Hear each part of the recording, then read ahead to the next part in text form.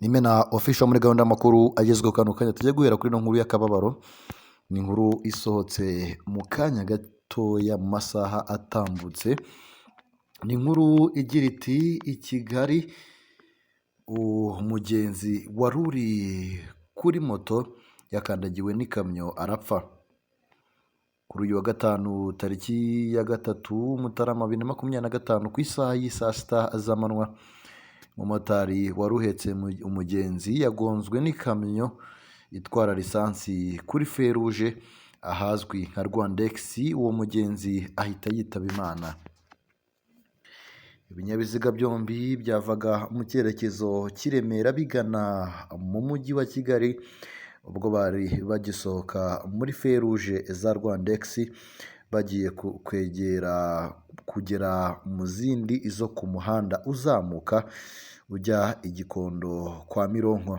Ikamyo yahise isekura inyuma kuri moto, umugenzi ahita agwa hasi, irakomeza iramukandagira nk'uko bisobanurwa n'undi mumotari wabonye iyo mpanuka iba witwa Nsanzimana Hamisi.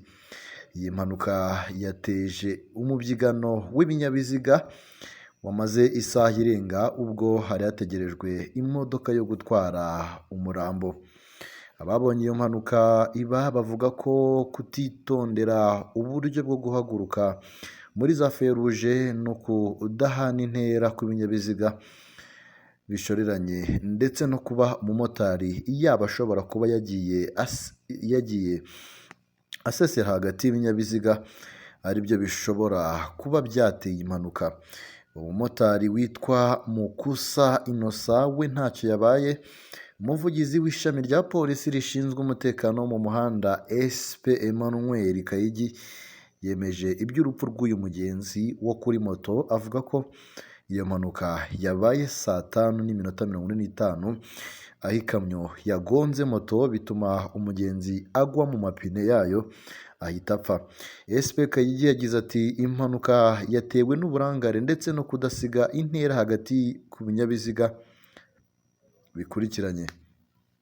Imana mwakire mu bayo, turacyari mu makuru hano Kumena official nk'ibisanzwe nk'uko tugenda tuyabagezaho buri munsi, amakuru abagiye agezweho yaba hano mu Rwanda ndetse no mu karere u Rwanda ruherereyemo.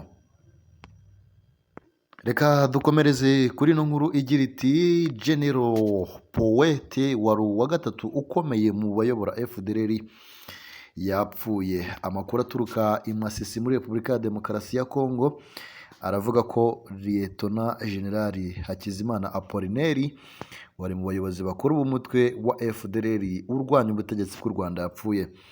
Lieutenant General Hakizimana uzwi ku mazina arimo Amikwe Lepike Adonia ndetse na Poete yari asanzwe ari komiseri ushinzwe igisirikare muri FDLR, akanaba uwa gatatu ukomeye mu bayobora uyu mutwe.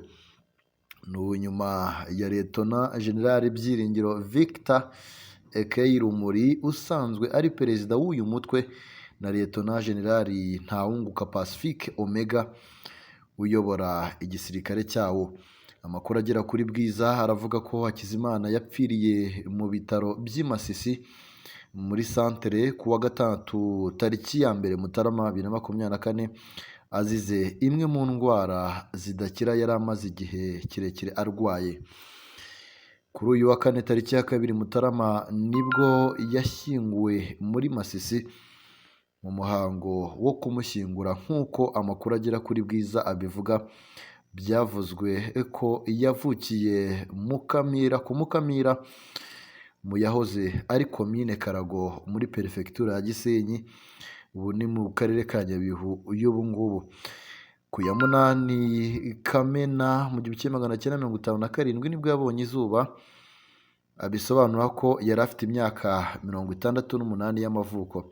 Hakizimana wapfuye yanabaye mu buyobozi bw'umutwe witwaje intwaro wa Aline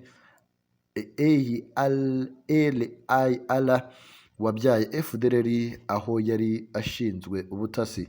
Icyo gihe we na bagenzi be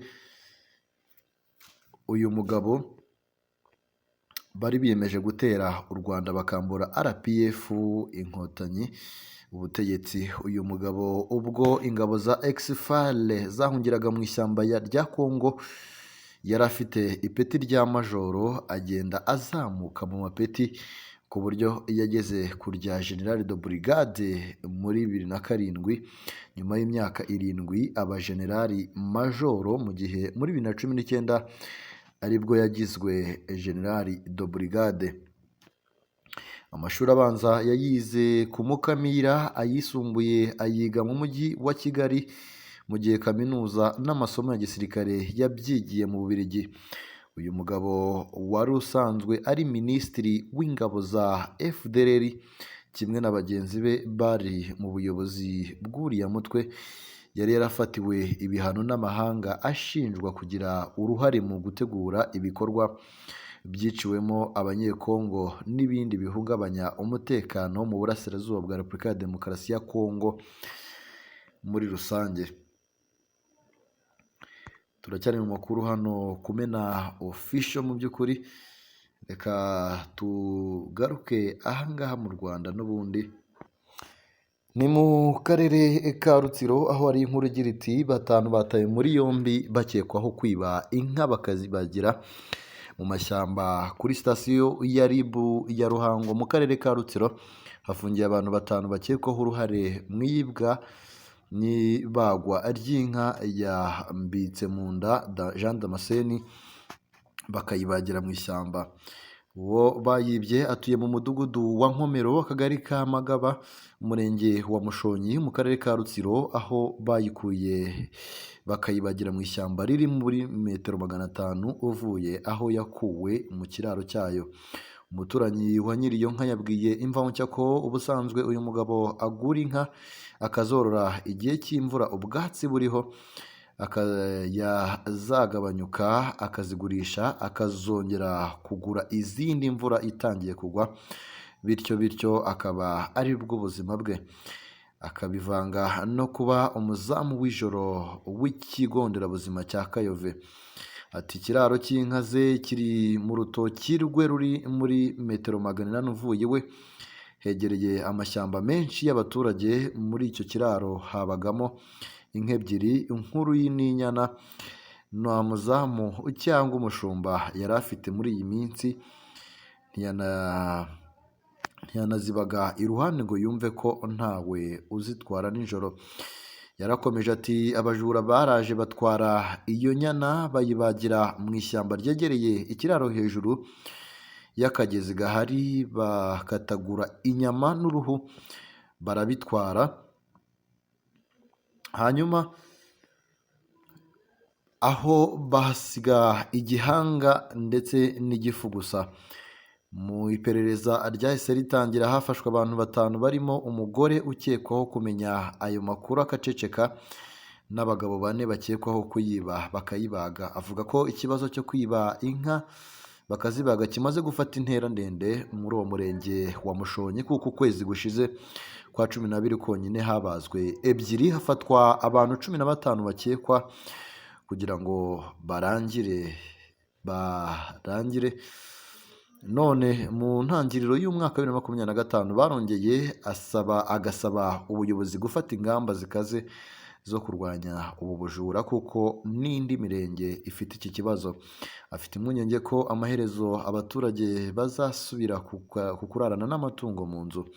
Umunyamabanga nshingwabikorwa w'umurenge wa Mushonyi Nihinyuka Janvier avuga ko ikibazo cy'ubujura bw'inka mu murenge ayoboye, abazibye bakazibaga bakajyana inyama, kidakwiye kujenjekerwa, kuko niba mu kwezi gushize harabazwe inka 2 mu ntangiriro z'ukwa Mutarama, indi ikaba ibazwe, ushobora kuba hari abari mu bucuruzi bw'izi nyama, cyane ko muri iki gihe amatungo ahenda cyane.